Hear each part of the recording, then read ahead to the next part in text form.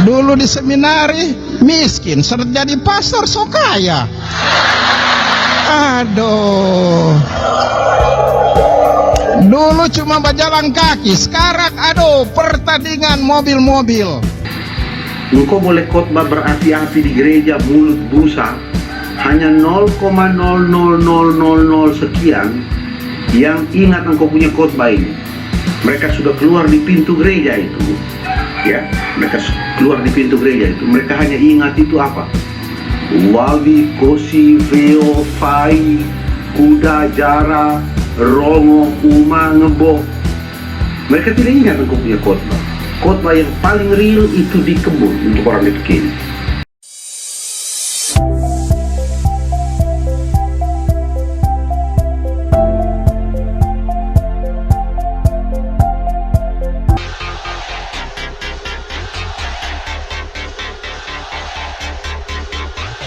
Pada tahun 2013, Paus Fransiskus sudah mengingatkan para pastor, biarawan, dan biarawati dalam gereja Katolik untuk tidak bergaya hidup mewah. Menurut Paus Fransiskus, para imam, biarawan, dan biarawati Katolik hari ini tidak jarang hidup dalam kemewahan, walau umat yang dilayaninya hidup dalam kemiskinan. Di Indonesia, kita tidak jarang menemukan para pastor, biarawan, dan biarawati yang bergaya hidup mewah, walau umat yang dilayaninya hidup dalam kemiskinan. Secara spesifik, seperti yang ditulis oleh Reuters, Paus Fransiskus mengatakan demikian. Saya merasa terluka melihat seorang imam atau seorang suster mengendarai mobil mewah model terbaru. Anda tidak boleh melakukan itu. Memang, sebuah mobil dapat membantu Anda melakukan banyak pekerjaan. Tetapi, tolonglah, pilihlah yang lebih sederhana. Jika Anda suka mobil yang mewah, coba berpikirlah sejenak, berapa banyak anak-anak yang meninggal akibat kelaparan di dunia. Bukan hanya itu, Paus Fransiskus juga mengingatkan para pastor, biarawan, dan biarawati untuk tidak menggunakan ponsel pintar yang canggih dan berbagai aksesoris lain yang super mahal.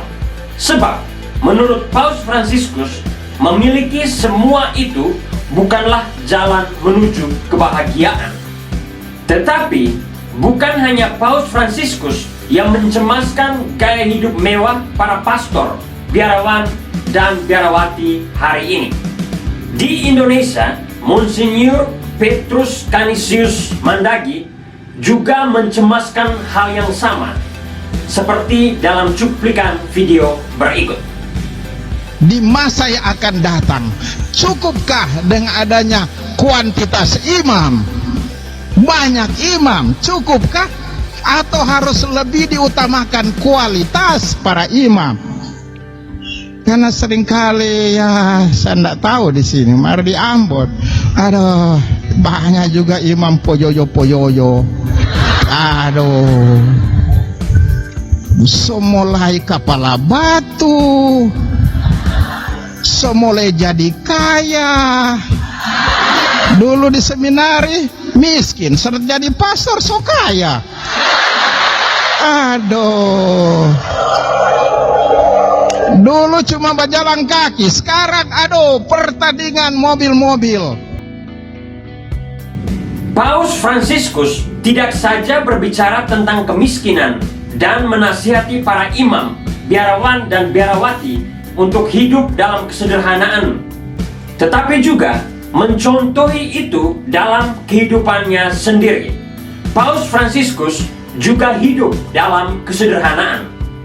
Sejak menggantikan Paus Benediktus, misalnya, Paus Fransiskus menolak tinggal di apartemen mewah kepausan dan memilih untuk tinggal di rumah tamu Vatikan yang lebih sederhana.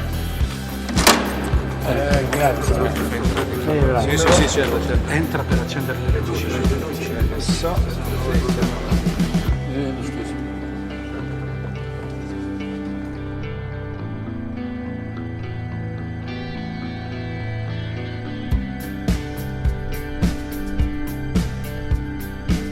Fransiskus juga menanggalkan berbagai kemewahan dan kebesaran seorang paus setelah terpilih menjadi seorang paus. This new pope is getting ready for his new life. It comes with new robes, a new car for a man who once took public transportation. Pertanyaannya, apakah dengan peringatan yang diberikan oleh Paus Fransiskus dan Uskup Petrus Canisius Mandagi ini, para imam, biarawan, dan biarawati tidak boleh hidup dalam kemakmuran? Menurut saya, para pastor, biarawan, dan biarawati boleh hidup dalam kemakmuran. Tetapi kehidupan dalam kemakmuran itu harus merupakan akibat dari kemakmuran masyarakat. Jadi, jika masyarakatnya makmur, maka para pastor, biarawan, dan biarawati juga harus hidup dalam kemakmuran. Sebaliknya, jika masyarakatnya hidup dalam kemiskinan, para pastor, biarawan, dan biarawati tidak boleh hidup dalam kemewahan seperti yang diingatkan oleh Paus Fransiskus. Karena itu, jika para pastor, biarawan, dan biarawati ingin hidup dalam kemakmuran, maka mereka harus terlebih dahulu bekerja keras bersama masyarakat tanpa memandang suku, ras, dan agama untuk membuat masyarakat itu menjadi makmur. Sebab kemakmuran masyarakat akan berakibat langsung pada kemakmuran hidup para pastor, biarawan, dan biarawati. Para misionaris yang membawa misi Katolik dulu di Indonesia tidak jarang melepaskan semua kemewahan di Eropa dan hidup sederhana. Bahkan rela hidup miskin di tanah misi bernama Indonesia. Teladan para misionaris inilah yang patut menjadi cermin bagi para imam, biarawan, dan biarawati sambil meresapi pesan Paus Fransiskus yang telah disinggung di muka. Di Flores, seorang pastor paroki de Tukeli, Ende, Flores, Nusa Tenggara Timur, yang bernama Pater Charles Beraf SVD mungkin bisa menjadi contoh yang tepat dalam konteks ini. Sebab beliau benar-benar menghidupi semangat misionaris SVD di masa lalu, seperti yang Anda bisa lihat dalam cuplikan video berikut. Selamat pagi, saudara-saudari. Ini pagi-pagi kita sudah masuk kebun. Kita di Proki memang ya di Proki pegunungan, apalagi kita harus berani untuk mengembik di kandang kambing, meringkik di kandang kuda. Jadi masyarakat di sini, umat di sini itu 99% adalah petani. Ya, seorang pastor harus berani terlibat bersama umat, ya, harus tenggelam benar dengan kehidupan umat, ya, bertani, masuk kebun, pero sapi, siwawi, semua itu, ya. Ya, sekarang saya mau tunjukkan kepada saudara-saudara bagaimana kita membudidayakan vanili itu, orang sebut emas hijau. Ini satu hal yang, satu komoditi yang luar biasa mahalnya, dan itu untuk kepentingan ekonomi Proki. Mari kita sama-sama coba lihat bagaimana saya tunjuk vanili yang sudah ditanam, ya. Ya.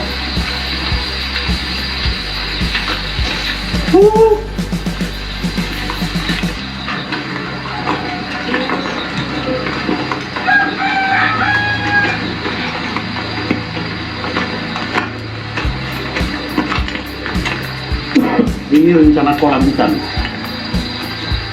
ya, kolam ikan. Inilah, ya.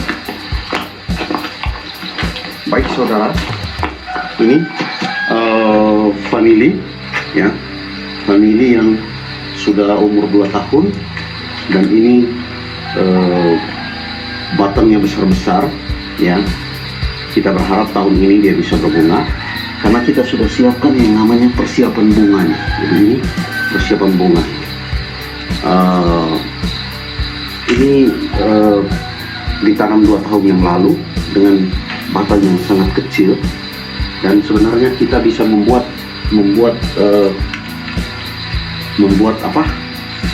mematangkan batangnya supaya batangnya lebih besar itu dengan patah pucuk, ya.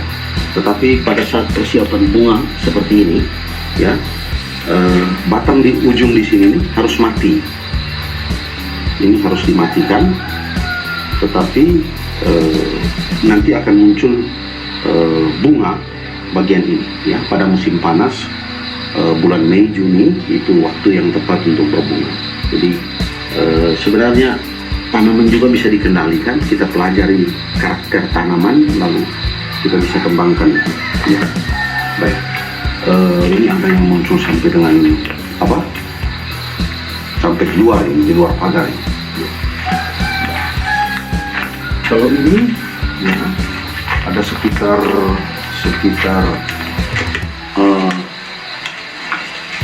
5 batang persiapan bunga, ya. Ini batang 1, 2, 3, supaya dia muncul tunas lagi di bagian pas bok dari atas itu, belokan dari atas itu kita membuat stretching pada bagian batang atas, ini muncul tunas lagi baru, ya. 2 tunas malah, 2 tunas. Ada yang bahkan sampai 5. Ini juga sama. Ini 2 tunas baru. Ada persiapan bunganya, ya. Kita mempelajari karakter tanaman, mempelajari bagaimana dia berkembang, ya. Lalu kita membuat teknik-teknik yang memadukan teknik orang kampung di sini yang biasa tanam vanili, tapi juga teknik yang modern yang kita pelajari dari YouTube, yang kita pelajari dari buku-buku pertanian. Pater Charles tidak pernah belajar soal ini. Maksud saya tidak pernah belajar menanam vanili di lembaga pendidikan dulu. Tetapi kita berjuang, ya, mengembik di kandang kambing tadi, meringkik di kandang kuda. Mau tidak mau harus terlibat, ya. Jadi omong bilang Proki menjadi kaya, ekonomi rumah tangga Proki itu harus kuat, mulai dengan hal-hal seperti ini. Kalau saya kerja di Mukusaki, pasti saya melaut. Tapi karena kerja di gunung, ya harus terlibat dengan hidup para petani, ya bertani, berkebun. Ya. Kalau kerja di Onekore, di kota, ya umumnya itu para pegawai, ya kita cara berpastoralnya juga lain. Jadi kalau dalam kristologi orang bilang pertanyaan yang paling utama, Kristus macam mana mau diwartakan, ya? Ya, Kristus macam mana mau diwartakan di Detuk ini? Kristus macam mana mau diwartakan di Mukusaki? Jadi jangan asal tabur. Saya orang yang sekolah, tidak bisa datang suruh umat bilang kamu baca buku, ya, supaya kamu pintar. Tidak bisa.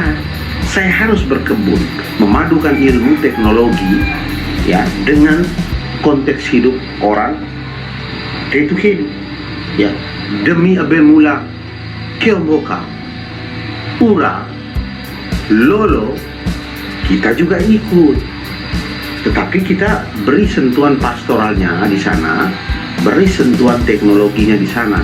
Kenapa saya bilang sentuhan pastoral, ya? Engkau boleh khotbah berapi-api di gereja mulut busa, hanya 0,0000 sekian yang ingat engkau punya khotbah ini. Mereka sudah keluar di pintu gereja itu, ya, mereka keluar di pintu gereja itu, mereka hanya ingat itu apa? Wawi, kosi, veo, fai, kuda, jara, rongo, uma, ngebok. Mereka tidak ingat engkau punya khotbah. Khotbah yang paling real itu di kebun untuk orang Detuk ini. Maka di Proki ini kita buat kebun contoh, tapi kita memadukan dengan seni dan seni dan lokal dan juga modern, ya, supaya mengajarkan umat bahwa kebun itu surga kita di sini dan sekarang, ya. Kalau kita perhatikan benar kebun, dia akan mendatangkan hasil. Kalau kita perhatikan benar tempat di mana kita bekerja, dia akan berbuah, ya berbuah untuk hidup kita di sini dan sekarang. Dan itu kerajaan Allah yang orang sebut kerajaan Allah yang di sini dan sekarang. Kalau engkau tidak tunjukkan kerajaan Allah di sini dan sekarang, engkau tidak akan dapat kerajaan Allah kelak. Ya. Bagaimana engkau bisa capai yang not yet kalau yang already itu engkau tidak tunjukkan, ya. Terima kasih saudara-saudara. Ya. Saudara bisa lihat bagaimana kita membuat sentuhan seni dan teknologi, ya, di kebun paroki Dr. Yesus. Selamat pagi, terima kasih, ya. Ini ada Tiu Kajuoto, kolam yang indah sekali, kebun yang indah. Ini ditata oleh anak-anak SMP. Kita latih mereka dari awal untuk bekerja. Salam Indonesia, salam dari Litkedi, salam sehat, ya. Jangan lupa beri diri untuk vaksin. Selanjutnya, menurut saya, pesan Paus Fransiskus, Uskup Petrus Canisius Mandagi, Pater Charles Beraf, SVD, benar-benar bisa dilaksanakan jika Gereja Katolik, para pastor, biarawan, dan biarawati benar-benar berani melakukan transformasi yang serius dari semangat Imam Firaun menjadi semangat Imam Lewi. Di Mesir, di masa Firaun, para imam mendapatkan allowance atau sumbangan rutin dari Firaun, dan karena itu mereka tidak melawan Firaun dan menduduki golongan kelas atas dalam masyarakat Mesir. Para imam Firaun ini hidup berkecukupan dan memiliki harta milik yang banyak dibandingkan dengan masyarakat miskin dan para hamba sahaya di Mesir kala itu. Sebaliknya, Imam Lewi di Israel tidak memiliki tanah dan hanya hidup dari kebaikan umat saja, seperti yang ditulis dalam kitab Ulangan sebagai berikut. Pada waktu itu, Tuhan menunjuk suku Lewi untuk mengangkut tabut perjanjian Tuhan, untuk bertugas melayani Tuhan dan untuk memberi berkat demi namanya sampai sekarang. Sebab itu, suku Lewi tidak mempunyai bagian milik pusaka bersama-sama dengan saudara-saudaranya. Tuhanlah milik pusakanya. Selanjutnya, dalam kitab Ulangan juga ditulis demikian. Pada akhir 3 tahun, engkau harus mengeluarkan segala persembahan persepuluhan dari hasil tanahmu dalam tahun itu dan menaruhnya di dalam kotamu. Maka orang Lewi, karena ia tidak mendapat bagian milik pusaka bersama-sama engkau dan orang asing, anak yatim dan janda yang di dalam tempatmu, akan datang dan makan dan menjadi kenyang. Dengan demikian, berdasarkan semangat Imam Lewi, jika umatnya miskin, maka para imam, biarawan, dan biarawati juga harus hidup dalam kemiskinan. Dan sebaliknya. Sebab para imam, biarawan, dan biarawati hanya hidup dari umat atau masyarakat saja. Dan hanya dengan cara seperti ini, para imam, biarawan, dan biarawati dapat secara sungguh-sungguh bekerja untuk umat dan atau masyarakatnya. Akhirnya, saya yakin bahwa Tuhan ingin menghendaki semua umat manusia hidup dalam kemakmuran di dunia ini. Karena itu, para imam, biarawan, dan biarawati tidak boleh hanya berambisi membawa umat yang dilayaninya ke surga, tetapi menghadirkan surga bagi umat yang dilayaninya di dunia ini. Sebab, menurut saya, itulah yang dikehendaki Tuhan, agar semua umat manusia hidup dalam kemakmuran, baik di dunia ini maupun nantinya di surga. Sebelum saya mengakhiri video ini, saya perlu mengatakan hal ini. Saya membuat video ini tidak bermaksud untuk mengajak umat Katolik membenci para pastor, biarawan, dan biarawati yang bergaya hidup mewah di tengah kemiskinan umat yang dilayaninya. Justru sebaliknya, saya ingin mengajak umat Katolik untuk mencintai para pastor, biarawan, dan biarawati dalam gereja Katolik. Tetapi, mencintai tidak selalu berarti memuja dan memuji, tetapi juga menegur dan mengeritik bila orang-orang yang dicintai melakukan kesalahan dan kekeliruan yang bertentangan dengan ajaran kitab suci. Hanya dengan cara demikian, umat Katolik bersama para pastor, biarawan, dan biarawati mampu menjadikan wajah gereja Katolik lebih menampakkan wajah Yesus Kristus dalam karya pelayanan dan pewartaannya di dunia ini. Saya kira hal inilah yang sedang diperjuangkan oleh Paus Fransiskus, Uskup Petrus Canisius Mandagi, dan Pater Charles Beraf, SVD, dengan cara dan teladan hidup mereka masing-masing.